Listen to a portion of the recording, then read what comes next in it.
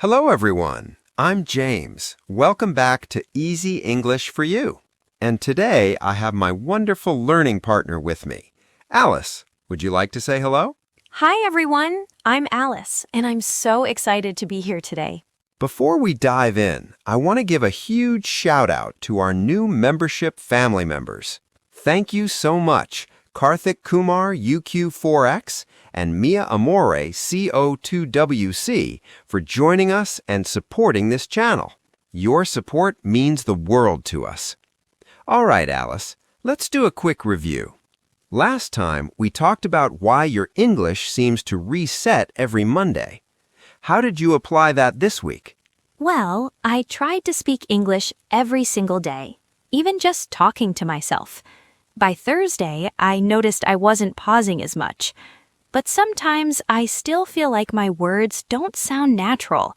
Even when I say the right words, something feels off. That's a perfect lead-in to today's topic. What you're experiencing is something almost every English learner faces.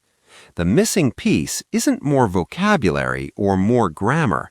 It's about rhythm and melody. It's about intonation. Intonation? You mean like going up and down with my voice? Exactly. And today's topic actually came from one of our wonderful membership supporters, Vardani Puta 7010. She asked about this after watching our pronunciation video, and I thought it was such an important question that we needed to make a whole episode about it. So thank you for the suggestion. Yes, thank you. And if you're a member and you have questions or topics you'd like us to cover, please leave a comment anytime. We read every single one. Now, before we go deeper, I want to say something really important. Intonation is not about perfection. English is a global language now. There are people from India, Japan, Vietnam, Germany, Taiwan, and over 100 other countries speaking English with their own unique flavors. What matters most is clear communication. That makes me feel so much better. So why should I even care about intonation then? Great question, Alice. Think of intonation like spices in cooking. You can make a dish without spices, and it's still food. But if you add the right spices, suddenly the dish comes alive. Oh, I love that comparison. So intonation adds emotion to my words. Exactly. And here's the deeper reason. Intonation affects meaning. Listen to this. You're coming to the party? Now listen again. You're coming to the party? Oh, wow. The second one sounds like a question. Bingo. Same words, different melody, totally different meaning. So if I get the intonation wrong, people might misunderstand me? Exactly. Or they might think you're being rude or uninterested when you're actually trying to be friendly. That's happened to me before. I once said okay to my friend, and she asked if I was angry. I wasn't angry at all. That's because your okay probably sounded flat. A flat tone can sound cold. But if you add a little rise at the end, it sounds warm and engaged. I never thought about that. This is why intonation matters. It's about being understood correctly and connecting with people emotionally. Okay, I'm convinced. So how do I actually learn this? Is it different for British English and American English? Good question. The basic rules are mostly the same. Questions with yes or no answers usually go up at the end, like, are you hungry? Are you hungry? Oh, I can hear my voice going up. Perfect. Now, questions with who, what, where, when, why, and how usually go down, like, where do you live? Where do you live? Yeah, my voice drops at the end. Exactly. British English often has a wider pitch range, more dramatic ups and downs. American English tends to be flatter and more relaxed. But honestly, for learners, I recommend focusing on clarity first. That makes sense. But can you explain it more simply? I'm feeling a bit overwhelmed. Of course. Think of English intonation like music. It has three main elements: pitch, stress, and rhythm. Let me show you with a simple example. You want to ask a child, "Do you want ice cream?" How would you say it? I'd sound excited, like, do you want ice cream? My voice goes up at the end. Perfect. That's pitch in action. Now, which word did you emphasize the most? I think I said ice cream a bit louder. Exactly. That's stress. And finally, rhythm. Your sentence had a bouncy, musical feel, right? Yeah, it didn't sound flat or robotic. That's rhythm. You grouped words together naturally. Oh, this makes so much more sense now. Good. Now here's a powerful technique: shadowing.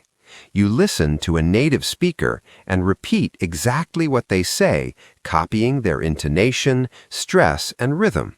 Like an echo? Exactly. But don't just repeat the words, really focus on mimicking the melody. Start with short phrases like, "How are you?" over and over. How are you? How are you? Okay, I can do that. Great.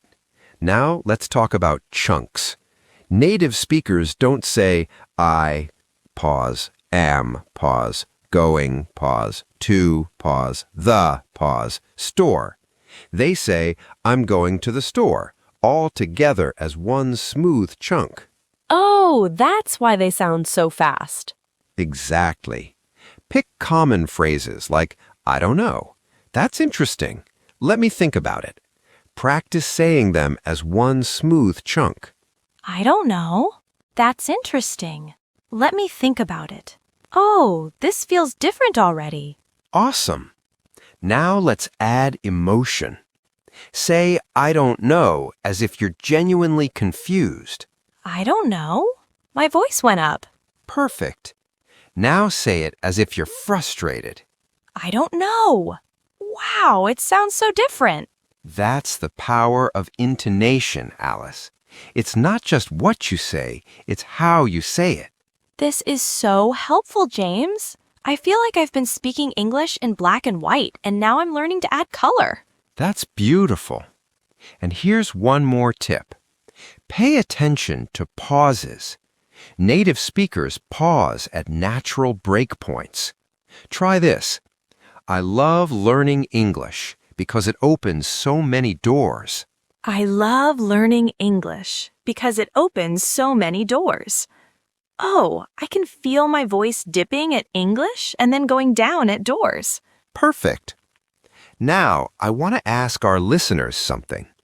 Have you ever felt frustrated because your intonation didn't sound right? Or maybe you've had a funny moment because of how you said something? Please share your stories in the comments.